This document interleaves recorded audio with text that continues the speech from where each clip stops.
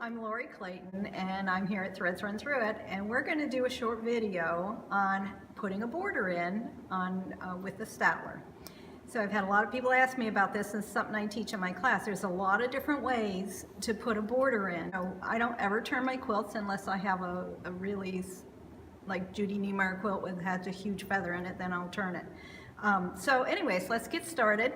So I have this quilt that's 81 by 58, so it's really important that you measure your quilt before you put a border in, because the border is going to fit all the way to the end exactly the way you put it in. So 58 inches is really important to have.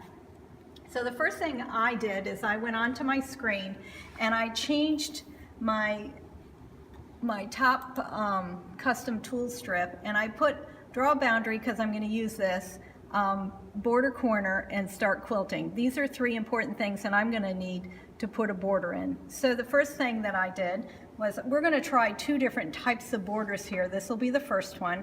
So highlight your border corner first, click on it, and then hold your control key down on your keypad or your keyboard. It's the bottom left hand corner on mine, so I'm going to hold it down, and then I'm going to hit the next design, which is your border design. Then I'm going to mode over or click to border corner.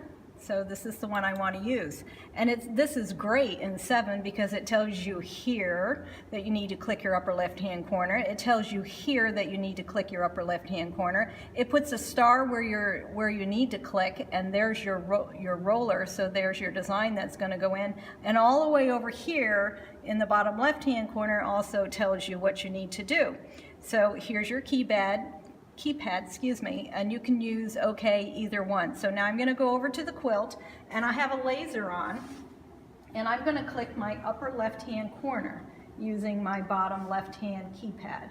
And you can hear it click when it happens. And now it's asking me to click the top right hand corner of my border area.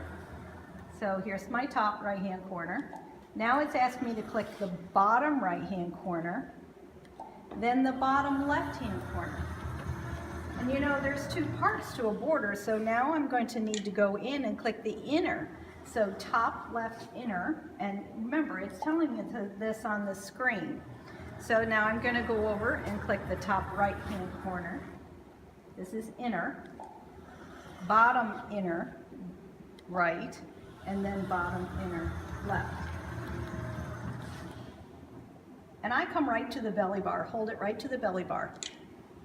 Okay, and look what happened here. All right, so everything is grayed out over here. It's telling you enter your border length. That's the length of your quilt, or the length, if it's an inner border, the length of the inner border area. So mine is 58 inches, so I'm just going to type in 58, and it puts in the pieces that it can sew into your quilt. Now at this point I have to decide if this is accurate. Remember, I only clicked here and here, so if my quilt is not straight, then this won't be very accurate for me. The other thing is I can decide whether I want to put a margin in there or not. And I think margins are important mainly for custom quilts, because this is the outside of my quilt, and I sure do not want, I'm going to scroll in a little bit so you can see, I don't want my edge of my quilt coming all the way over, that when I put my binding in here, it overlays on my sewing, which is a hit if you're going to take it to a show. So I'm going to need to make sure that my design is inside of where my binding is going to be. So I can add more to my margin if I wanted to, and see how it's changing as I added a little bit more. So let's just leave it right there for now. That's kind of close to a ½ an inch that it's going to give me. Now you ask, what are these other things here? So that's the orientation of your corner. The first one says upper left. Well, this is an upper left hand corner. If it was going the other way, it would be upper right. If you drop this arrow down, you could pick any of them. So let's say that you put your border in, it ends up looking like this. That means that this is wrong and you need to fix it, okay? So it's an upper left. Well, some of them do come out that way. And then this is your corner type. So this corner is an L. but you can have any type of corner that you know, a square is just, it's going to go in square, a square oriented, or an angled corner. So if that comes out a little weird, then you need to go in and change it. Wow, look at that. So we know that's wrong. It is an L-shaped border, okay? So back out here, I also want to show you how to change this if you decide you want to put another design in. You can go in here and remember you're always going to click your border corner first, hold your control key down, and look at that. Isn't that pretty? So we have to decide which one of these that we want to use.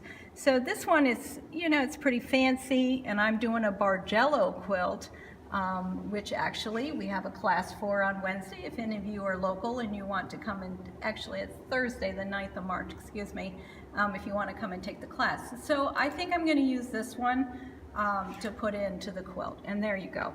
Now at this point I'm going to say okay and stop making changes to this because I like it the way it is, but I also am a little concerned that my Bargello quilt is not straight, which it happens with quilts. So I'm going to delete these lines and I'm going to put them back in by using my draw boundary.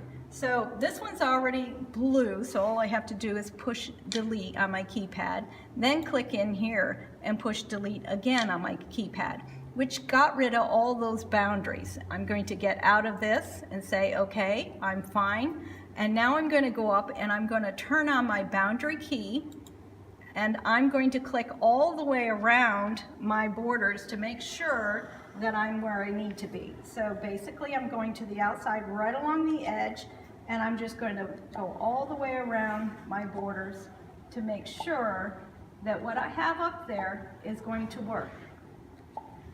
So all the way around, and I'm just kind of taking my time, making sure my laser is right on the edge of my quilt, because that's why I'm doing this, is to check the accuracy of my lines. Now you don't have to do this. If you wanted to, you could just take those 8 little clicks that we had to begin with and use those, but I think it's important that you check your accuracy, and that's what I'm doing now. So I'm putting in a new boundary, and I'm just going to click along the edge to make sure, and I'm not doing the inner border, just the outer. So now we're going to see a real picture of what this quilt actually looks like, and if we need to make changes before we actually quilt this. Okay, so look at there.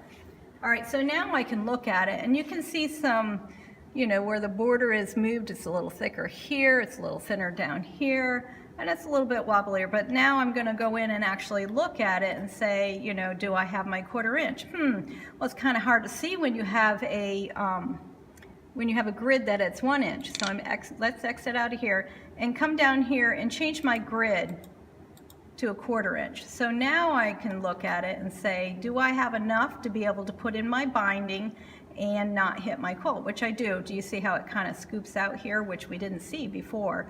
So if I wanted to adjust that, I could. So all the way through, I'm looking at it to make sure that we are okay on here, okay? And so far it looks pretty good. We're gonna do all right. Now it's a little bit tight here. So if I wanted to move this in a little bit, I could. All right, and those are your pattern anchors that I just used to shift that in, which may have unlocked my my snaps here, but we'll check that in a second. All right, so that looks pretty good. So the next thing I'm going to do is I'm going to make sure that my my sew order is good. So we don't want to set our sew order because they're all together. So I need to go find this tool that I'm looking for. All right, let's see here. And it's called Order Join. That's it right here. So I'm just going to grab it and stick it right in there. Just like that, and say, use this layout. Okay, so now I have an order join, and it's right here. So all you have to do to make sure that it's all joined together is grab that bottom one, hit order join, and look at that. It is joined together, so I'm not going to have any difficulty sewing this. It's going to start here, sew up, come down, and sew in here. So at this time, I'm going to go ahead and sew this in, and then I'm going to come back and show you how to snap in your next piece so you don't have any difficulty. Okay, see you in a few.